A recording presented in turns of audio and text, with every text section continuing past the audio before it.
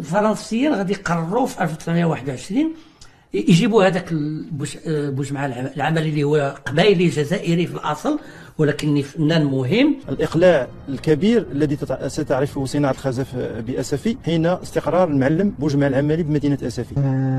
كان الجليج اللي ما قبل من يجي العملي كان في القصبات كما قلنا، وهنا حاولت مثلا هذا الجليج، هذه القطعة الجليج هذا من صنع المعلم الفنان بوجمع العملي، الجليج المحفور المنقوش.